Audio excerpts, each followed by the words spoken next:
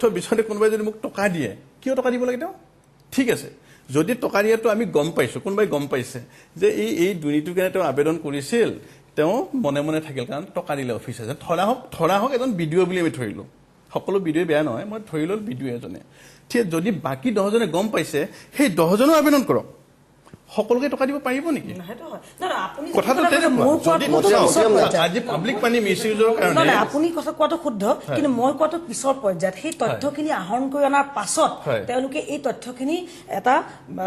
দুপয়োগ কৰে নেকি সেইটো এটা প্ৰশ্ন সেইটো এটা বেলেগ হয় নেকি আপুনি পাঁচটা আবেদন কৰিছে আপুনি এনালোগ পাইছে তথ্যখিনি দুপয়োগ কৰে নেকি মই আপোনাক কৈছো আমাৰ শইকীয়া ডাঙৰীয়া যেটি কথা ক'লে যে এজন ব্যক্তি আবেদন কৰোতে যদি এজন ব্যক্তিক অফিচাৰজনে টকা দিব লগা হয় যদি 10 জন ব্যক্তিয়ে সেই আবেদনখন কৰে তেতিয়া কেইজনক টকা দিব আপুনি চাওক আজি হয় অভিযোগ আছে যে আৰটিআই পিটিশনাৰে আপোনাৰ ব্ল্যাকমেইলিং কৰে আৰটিআই পিটিশনাৰ ব্ল্যাকমেইলিং কৰে কেইজনে কৰে ব্ল্যাকমেইলিং আৰু কেইজনক মেনেজ কৰিব নাই ইন্টাৰেস্টিং কথাটো হ'ল ব্ল্যাকমেইলিং কিয় কৰিব লগা হ'ল এটা তথ্য বিচাৰোতে অফিচাৰ বিলাকে কিয় টকা দিব তথ্য যিখিনি কাম কৰিছে তথ্যই দিব লাগে আমি ধৰি লল দুৰ্নীতি আছে দুৰ্নীতি নাই বুলি আমি দুৰ্নীতি আছে আচ্ছা ঠিক আছে তো সব অফিচাৰে সৎভাৱে কাম কৰিবলৈ তেওঁলোকে কৰা নাই ঠিক আছে সকলো নাগৰিকে অধিকাৰ পাইছে তথ্যজন আবেদন কৰিবৰ কাৰণে তথ্যজন আবেদন কৰা জনে যে সৎ ব্যক্তি সেইবুলি আমি কিয় ভাবো অসৎ ব্যক্তি থাকিব পাৰে কৰিব পাৰে কোনো ব্ল্যাকমেইলিং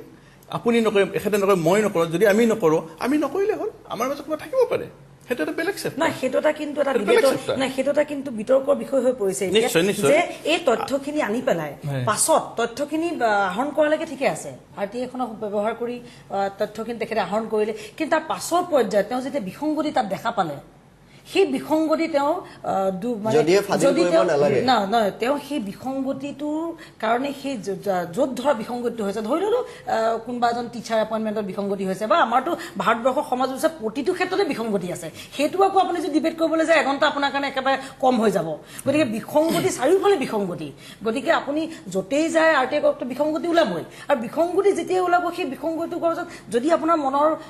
হেৰিখিনি যদি শুদ্ধ নহয় আপোনাৰ মনৰ ভাৱখিনি যদি শুদ্ধ নহয় তেতিয়াহলে আপুনি সেইখিনি দুৰ্বল কৰিছে নেকি মই নেকিছে বুলি কৈছো আনটো ষ্টুডিঅত আছে জগদীশ হাজৰিকা আনটো ষ্টুডিঅত আছে আমি জগদীশ হাজৰিকা আপুনি যদি মোৰ কথা শুনিছে আপোনাৰ স্বাগতম জনাইছো আপুনি এগৰাকী সাংবাদিক লগতে এগৰাকী আৰটিআই আপুনি কৰ্মী ভাল আৰু বেয়া দুইটা দিশে আছে আপুনি দুইটাই পাইছে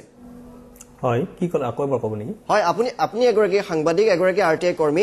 আৰটিআই ভাল আৰু বেয়া দুইটা দিশে আমি আলোচনা কৰিছো সাংবাদিক হিচাপে আপুনি দুইটা দিশে পাইছে মই ভালকে শুনা নাই বাৰু আমি তেখেতৰ কাষলৈ যাম আসলে তেখেতৰ আমাৰ কথা ভালকে শুনা নাই মটিয়ামৰা আপোনাৰ কাষলৈ আহিছো এতিয়া আপুনি কি কৰিব আপোনাৰ ঘৰটো ভাঙি দিয়া হ'ল থাকিবলৈ আপোনাৰ জেগা নাই আপোনাৰ পৰিয়ালটো পলাই আছে আৰু আপুনি পলাই আজি নিউজ টাইম অসমৰ ষ্টুডিঅ পাইছে মই আজি ৰখৰ বলি হৈছো প্ৰথম মোৰ মানে চিন্তা আছিল আজি মই শ্ৰদ্ধা কৰিব লাগিব আন্না হাজেৰে তেওঁ গাঁওখন আদৰ্শ গাঁও হিচাপে স্বীকৃতি পাইছে ভাৰত চৰকাৰৰ ৰিজাৰ্ভ বেংকৰ পৰা এইবুলি মোৰ গাঁওখনে স্বীকৃতি পালে ভাৰত চৰকাৰৰ ৰিজাৰ্ভ বেংকৰ পৰা আদৰ্শ গাঁও হিচাপে মই আদৰ্শ গাঁৱৰ ব্যক্তি হৈ মোৰ গাঁওখনত চৰকাৰৰ পৰা অহা আঁচনিৰ ধন যদি কোনোবাই আত্মসাৎ কৰিব বিচাৰে সেইটো মোৰ কাৰণে সহ্যৰ বিষয় নহয় তাত মই নিশ্চয় মাত মাতিব লাগিব মোৰ গাঁৱত যিখিনি চৰকাৰী আঁচনিৰ ধন আহে বিভিন্ন হেডৰ পৰা বিভিন্ন বিভাগৰ পৰা তাত মই আৰটিআই কৰিব যোৱাৰ লগে লগে তাৰ যিখিনি দুৰ্নীতি কৰা ব্যক্তি জড়িত হৈ আছিল তেওঁলোকৰ মই আক্ষেপত পৰি গলো মোৰ আৰটিআই পিটিশনত আগতে যিখিনি ব্যক্তি ধাৰাখায়ী হৈছে বিশেষকৈ কৰ্মচাৰী বহু কৰ্মচাৰী হাৰাশাস্তি হৈছে বুলি কৈছো তাৰ বিষয়তে যিবিলাক কৰ্মচাৰী নিযুক্ত হৈছে আগতে সেই কৰ্মচাৰীবিলাকৰ বহুত বিসংগতি আছে সেই বিসংগতিবিলাক ধৰা পৰিছে বহুকেইজন কৰ্মচাৰীৰ নিযুক্তিৰ বিষয়টো মই আদালতত নিবলৈ বাধ্য হৈছো আদালতত বিচাৰাধীন হৈ আছে তেওঁলোক হাৰাশাস্তি হৈছে গতিকে এনেকুৱা ধৰণৰ কিছুমান বিষয়ত যিখিনি মানুহে আজি শাস্তি পাইছে সেইদিনা যেতিয়া আপোনাৰ ঘৰটো আক্ৰমণ কৰিছিলে আপুনি ঘৰত আছিলে নে সেই সময়ত মই ঘৰত নাছিলো সেই সময়ত মই কোন আছিলে ঘৰত সেই সময়ত মোৰ ঘৰত পৰিয়াল আছিল কাৰোবাক চিনাক্ত কৰিব পাৰিছে আপুনি আপোনাৰ পৰিয়ালে চিনাক্ত কৰিছে নামকেইটা ক'ব পৰা যায় নেকি নামকেইটা ক'ব পৰা যায় মই এইটো আপোনাৰ কোন কোন আছে মই ভয় কৰিবলগা বিষয় নহয় আমাৰ যিজন গাঁওবুঢ়াজনৰ সন্মুখত মোক স্পটৰ পৰা কান্দি কান্দি ফোন কৰিছে কৈছে যে ভাই এনেকুৱা এনেকুৱা হৈছে যে গাঁওবুঢ়াগৰাকীৰ পৰিয়ালটো গাঁওবুঢ়াগৰাকীৰ ফেমিলি পৰ্যন্ত আহিছে কেইজনমানৰ নাম ল'ব পাৰিব আপুনি পাৰিম কওকচোন উদন্ত যুৱক বিপিন বুলি ল'ৰা এজন আছে তেওঁ কিছুদিন আগতে তেওঁ মোৰ পৰা অলপ পইচা লৈছিল মোৰ পৰা সহায় বিচাৰিছিল বিভিন্ন ধৰণৰ এতিয়া তেওঁ মোৰ পৰা সহায় নোপোৱা হৈছে গাঁৱৰে এজন এতিয়া নতুনকৈ ঠিকাদাৰ হ'ব বিচাৰিছে লক্ষ্যধৰ নাথ বুলি তেওঁ অসুবিধা পাইছে কিয় অসুবিধা পাইছে ঠিকা কামবিলাকত অসুবিধা পাইছে তেওঁলোকে বিপদত পৰে মই গ'লে মই থিয় হোৱাৰ লগে লগে পুলিচৰ পৰা হেয়াৰ সহায় লৈছে আইনৰ নাই আপোনাৰ প্ৰশাসন বিভাগ সম্পূৰ্ণ নীৰৱ আপুনি ঘৰটো আপোনাৰ ভাঙি দিলে ঘৰটো আপোনাৰ তছনছ কৰি দিলে এপদো সামগ্ৰী বাকী নাই তাৰপিছত আপুনি আৰক্ষীৰ কাষ চপা নাই আৰক্ষীৰ কাষ চপা তাৰপিছতো নাই আপুনি কি ক'লে তাৰপিছত আপুনি আৰক্ষীৰ কাষ চাপিছে নাই এতিয়া মই অভাৰ টেলিফোন আপুনি মোৰ আজি সৰ্বোচ্চ নাভ হৈ গৈছে মই ক'বলৈ বেয়া পোৱা নাই মোৰ অলপ লাজ লাগে যদিও মই আপুনি আৰক্ষী কাষ পোনপটীয়াকৈ কাষ চাপিব লাগিছিল আৰু যদি আপোনাক আৰক্ষী আপোনাৰ কেছ ৰেজিষ্টাৰ কৰিবলৈ যদি বাধ্য নহয় কৰিব নোখোজে তেতিয়াহ'লে আপুনি ঘটনা যেতিয়া ঘটে মোৰ মিছেছৰ ওপৰত তেওঁলোকৰ দুজন ব্যক্তি আহি অত্যাচাৰ কৰিছে ৰেপ কৰিছে দুজন ব্যক্তি আহি ৰেপ কৰিছে সুবিধা লৈছে তেওঁলোকে এটাতো বহুত গুৰুতৰ অভিযোগ ঋতুস্মিন যে তেখেতৰ মই আদালতত গোচৰ দিছোঁ আদালত মানে মই থানাত যাই গোচৰ দিছোঁ মই থানাত অচিত কৈছোঁ সেই সময়ত মই থানাত আছোঁ বেলেগ এটা বিষয়ত অচি ছাৰক কৈছোঁ যে ছাৰ মোৰ ঘৰত আক্ৰমণ হৈছে আপুনি কাইণ্ডলি ফ'ৰ্চ পঠাই দিয়ক